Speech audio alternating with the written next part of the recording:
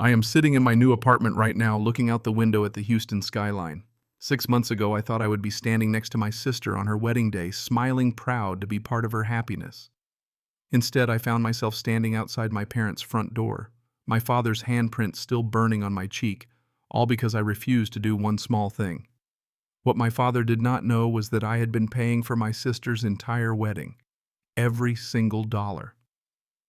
Before I begin this story, let me know where you are watching from. Drop your city in the comments below. If you have ever felt invisible in your own family, hit that like button and subscribe to this channel. This story might hit closer to home than you expect. Now let me take you back to where it all started. My name is Jesse. I am 28 years old, and I work as a software engineer at a tech company here in Houston. I have been with the company for 6 years, starting as an intern fresh out of college and working my way up to a senior position. My salary is around $120,000 a year, which sounds impressive until you realize I have been living like I make half that amount.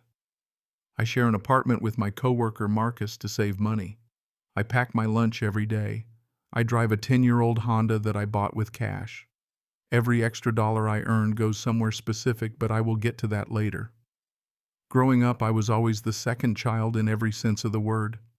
Not just in birth order, but in priority, in attention, in love. My sister Madison is 3 years older than me, and from the moment I can remember, she was the center of our family's universe. She has this way about her, this natural charm that makes people want to give her things. Wavy brown hair, green eyes that can switch from sweet to demanding in seconds. She learned early that tears could get her anything she wanted. I learned something different. I learned that no matter how hard I worked, no matter how many A's I brought home, no matter how quietly I behaved, I would never be enough. When I was 16, I saved up money from my part-time job at a grocery store to buy a bicycle. It was nothing fancy, just a basic mountain bike, but I earned every penny myself. Madison saw it, said she wanted it, and my father told me to give it to her. "Madison is a girl," he said. "She needs more care. You are a man. You can handle it." I never got anything in return, not even a thank you. My father, Harold, is 58 years old. He works as a warehouse manager for a logistics company. He is a traditional man, the kind who believes daughters are fragile flowers that need protection, and sons are weeds that can survive anything. He has never once told me he is proud of me. Not when I graduated with honors. Not when I got my first job.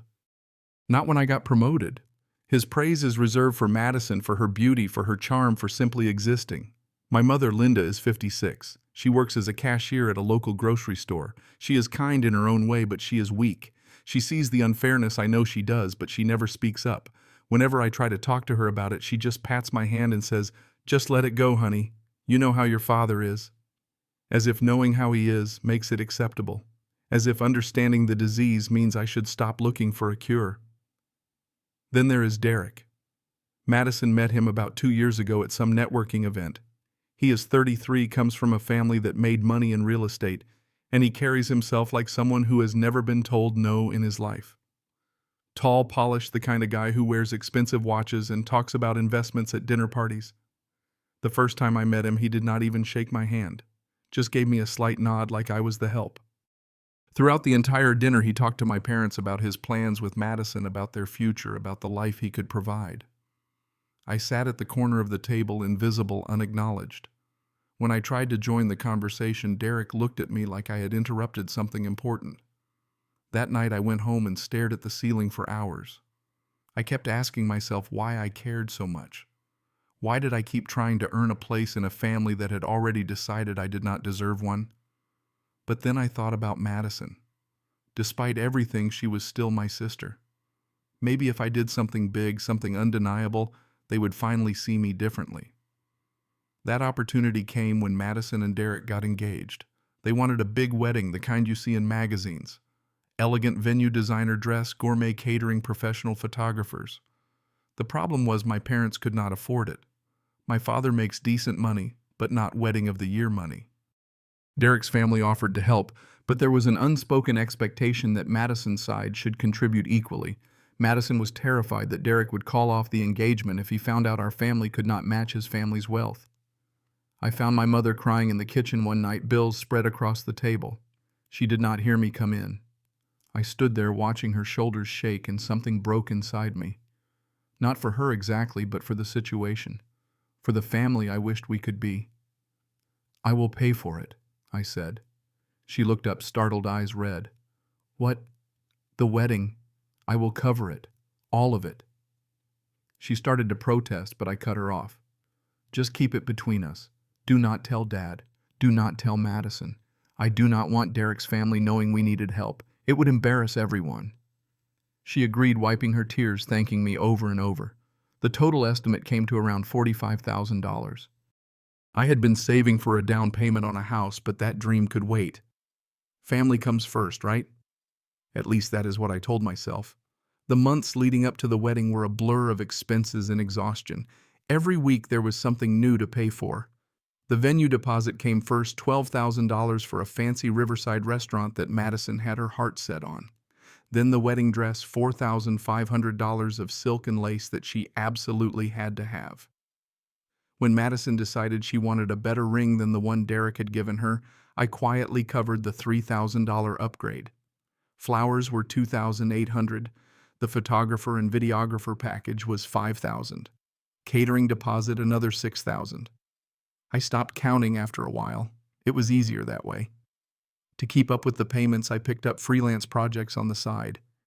I worked my regular job during the day, then came home and coded until 2 or 3 in the morning.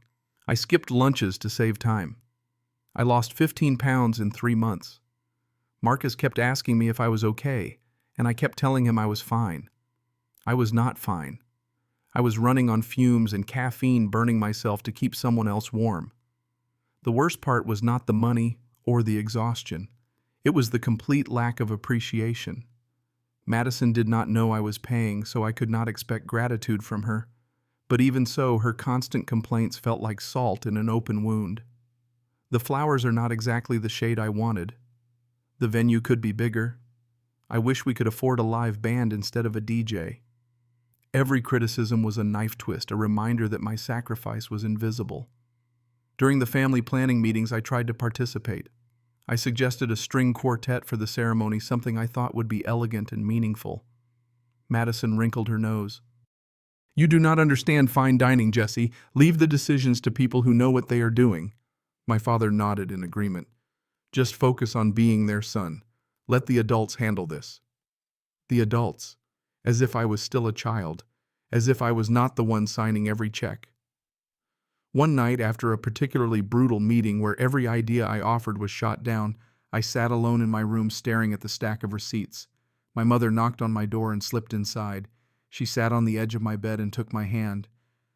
"I know what you are doing," she whispered. "Thank you, Jesse. You are saving this family." For a moment I felt seen. Finally someone acknowledged my sacrifice.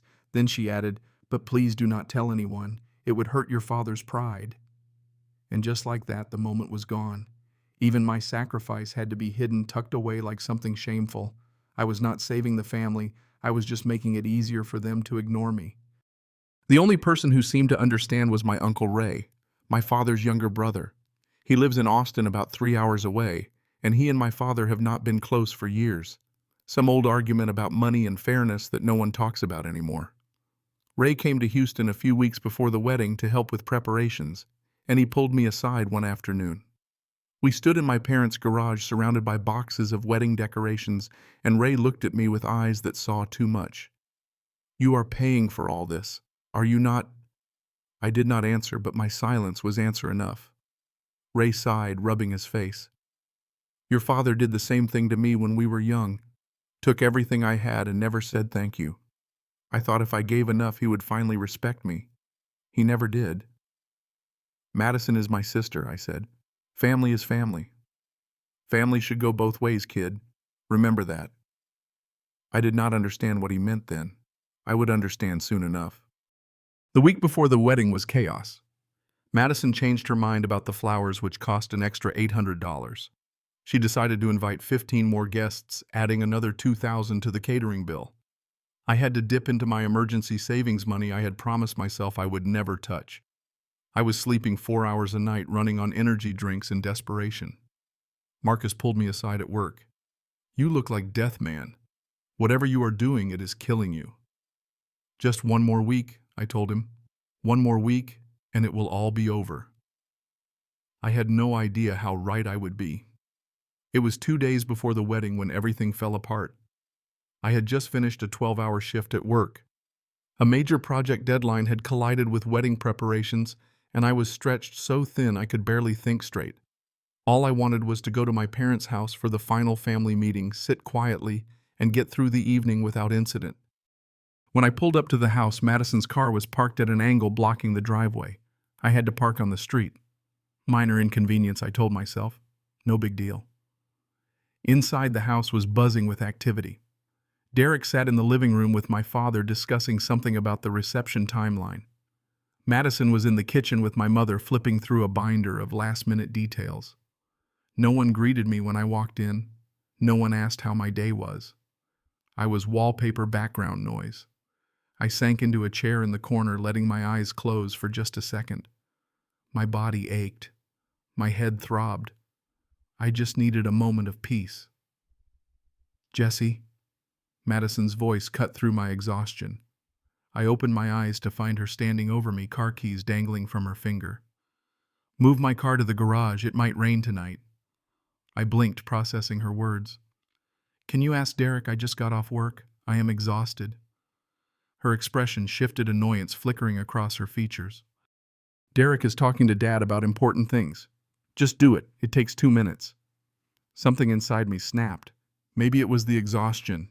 Maybe it was months of being ignored and overlooked. Maybe it was the $12,000 I had just paid for a venue she complained about. Whatever it was, I heard myself say something I had never said to her before. "No." The word hung in the air between us. Madison's eyes widened. "Excuse me." "No, Madison. I am tired. Ask someone else." She stared at me like I had grown a second head. Then she turned and marched into the living room, and I knew exactly what was coming. My father appeared in the doorway moments later, his face already reddening. "What is going on here?" Madison said. "You refuse to help her." I stood up, my legs protesting. "Dad, I just asked her to get Derek to do it. I have been working 12 hours straight." "Derek is our guest," my father snapped. "And you are her brother. It takes 2 minutes." "I have been doing everything for this wedding for months," I said, my voice rising despite myself. "Can I just rest for one night?" My father's eyes narrowed. "What have you done? Showing up to meetings, that is the least you can do." The words hit me like a physical blow. The least I could do. As if the $45,000 I had spent meant nothing. As if the sleepless nights and skipped meals and abandoned dreams were insignificant. "You have no idea what I have been doing," I said quietly. "Do not talk back to me. Move the car. Now." Something in me broke completely. All the years of silence, of compliance, of desperate hope that someday I would be seen, all of it crumbled away, and what was left was just exhaustion and anger and the bitter taste of truth. "I am paying for this entire wedding, Dad. Every single dollar." Silence. Madison laughed, a sharp, disbelieving sound. "Yeah, right. With what money?" Derek shifted uncomfortably in his seat, watching the scene unfold like it was a television show. My father's face went through several emotions, settling on furious denial. "Do not lie to save face. Your mother and I are handling the wedding." "Ask Mom," I said. "She knows." Every head turned toward my mother. She stood in the kitchen doorway, her face pale, her hands twisting together. She said nothing. "Linda," my father demanded, "what is he talking about?" Still, she was silent. Her eyes met mine for a moment, filled with something that might have been guilt or fear or both, and then she looked away. My father turned back to me, and I saw something I had never seen before in his eyes. Not anger exactly, but something worse. Humiliation. The realization that his son had been propping up his family's pride without him knowing. And instead of gratitude, instead of recognition, I saw only rage. "You are lying," he said, his voice low and dangerous. "You are lying and disrespecting your family in front of our guest. I did not raise you to be like this." He moved faster than I expected. His hand came up and connected with my face with enough force to send me stumbling backward. The crack echoed through the room. My cheek exploded with pain, and for a moment I could not hear anything except the ringing in my ears. When my vision cleared, I saw Derek looking away, studiously examining the ceiling. Madison had her hand over her mouth, but she did not move, did not speak, did not defend me. My mother was crying softly, but still she said nothing. And my father stood there breathing hard, pointing at the door. "Get out of my house," he said. "Do not come back until you learn to respect this family." I touched my cheek, feeling the heat radiating from where he had struck me. I looked around the room at the people who were supposed to love me, supposed to have my back. My father trembling with righteous anger. My mother weeping but silent. My sister hiding behind her fiancé. Derek pretending none of this was happening.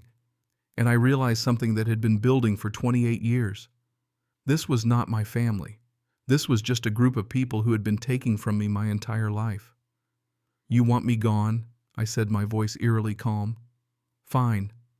I pulled out my phone, opening my email, scrolling to the folder where I kept all the receipts. "But you should know something first.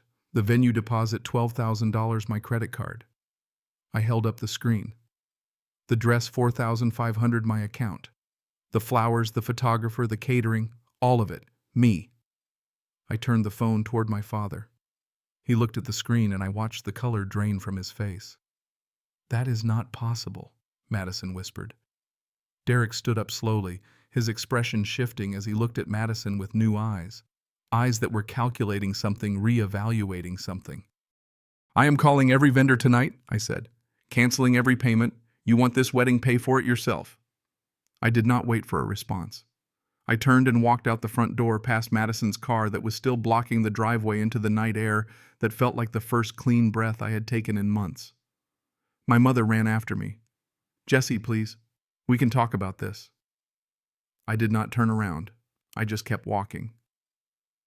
That night in my apartment, I sat down at my laptop and began making calls. Marcus sat beside me, silent and supportive, as I canceled one thing after another. The venue agreed to refund 70% of the deposit. The photographer gave me a full refund since the date had not passed. The caterer kept a portion, but I did not care anymore. The bridal shop confirmed the dress had not been picked up and canceled the order. With each cancellation, I felt lighter. Not because I was punishing them, but because I was finally choosing myself. My phone buzzed constantly throughout the night. Madison calling, my mother texting, "Please, Jesse, think about your sister." I did not respond to any of it. For the first time in my life, I had nothing to say to them. Through Uncle Ray, I learned what happened next. Derek, upon discovering that my family could not actually afford the wedding he had been promised, ended the engagement that very night. He told Madison he could not marry into a family like this. Madison was devastated. My parents spent the night arguing, my father blaming my mother for keeping secrets, my mother blaming my father for driving me away. The wedding was canceled completely. No venue, no dress, no groom. The first few weeks were hard, I will not lie. Even though I knew I had done the right thing, there is something painful about walking away from your family. I spent a lot of nights staring at the ceiling, replaying the moment my father's hand connected with my face, wondering if there was something I could have done differently. But slowly, day by day, things started to change. Marcus refused to let me pay rent for the first month. "You need to get back on your feet," he said. "That is what friends are for." I did not have the words to tell him how much that meant to me, so I just nodded and promised to pay him back someday. Uncle Ray called me the day after everything happened. His voice was warm, steady, the voice of someone who understood exactly what I was going through. "I heard what happened," he said. "I am proud of you, Jesse. I am proud of you." 4 words I had been waiting my entire life to hear. I broke down crying on the phone, and Ray just stayed on the line, letting me get it all out. 3 months later, I had moved into my own place. A small studio apartment, nothing fancy, but it was mine. I threw myself into work and got promoted to tech lead. I started going to the gym regularly, taking care of my body instead of destroying it for other people. I learned to say no without feeling guilty. I also met someone. Her name is Harper, and she works in a different department at my company. What struck me about her from the very beginning was the way she asked questions. Not questions about what I could do for her, but questions about what I wanted, what made me happy, what my dreams were. "What do you want, Jesse?" she asked me on our third date. I realized no one had ever asked me that before. Being with Harper taught me what it feels like to be valued, not for what I could provide, but for who I am. It was a strange sensation being loved without conditions. About 3 months after the incident, I received a handwritten letter from my mother. She apologized in her own way. She explained that my father was struggling, that Madison was heartbroken, that the family was falling apart without me. She asked me to come home. I read the letter twice, then set it aside. I did not feel angry. I did not feel sad. I just felt empty. Because even in her apology, she did not understand. She still thought the problem was that I left. She did not see that the problem was everything that made me want to leave. Madison texted me a few weeks later. "I know you hate me, but I lost everything. Derek left. I have nothing." I read the message and did not reply. Not out of hatred, but because there was nothing left to say. She still did not get it. She thought she lost everything because of me, not because of the way she had treated me for years. My father never reached out. According to Uncle Ray, he still believes he was right. But Ray also said my father has become quieter, older somehow, like something inside him has dimmed. 6 months after I walked out that door, Uncle Ray came to visit me in Houston. We sat in a coffee shop near my apartment watching the afternoon traffic pass by. "Your dad was the same way with me," Ray said, stirring his coffee slowly. "I spent years trying to earn his approval. Never got it. Probably never will." "How did you make peace with it?" I asked. Ray smiled, but there was sadness in it. "I stopped trying. I built my own life, my own family, people who actually appreciate me. That is the secret, Jesse. You cannot change them. You can only change what you accept." I thought about that for a long time after he left. I used to think that if I gave enough, sacrificed enough, worked hard enough, my family would finally see me. I thought love was something you could earn like a paycheck or a promotion. But I learned something important over these past 6 months. You cannot buy love. And you cannot earn respect from people who have already decided you are not worth it. Walking away from my family was not giving up on them. It was finally choosing myself. And for the first time in 28 years, I could breathe. Today my life is simple, but good. I have my apartment, my job, Harper, Marcus, Uncle Ray. I have people who see me, who value me, who love me without conditions. That is more than I ever had before. If you are out there right now pouring yourself into people who only take from you, I want you to ask yourself something. What would happen if you stopped not to punish them, not to prove a point, but to save yourself? Because sometimes the bravest thing you can do is walk away, and the strongest thing you can do is not look back. Now I want to hear from you. Have you ever sacrificed everything for someone who did not appreciate it? What did you do? Drop your story in the comments below. I read every single one. If this story touched you, please hit that like button. It helps more than you know. And if you have not already subscribed to this channel and turn on notifications so you do not miss the next story, share this video with someone who needs to hear it. You never know who might be going through the same thing right now. Thank you for watching. Thank you for listening. And thank you for being here with me. I hope wherever you are, you find the strength to choose yourself. You deserve it. Until next time, take care of yourself. You are worth it.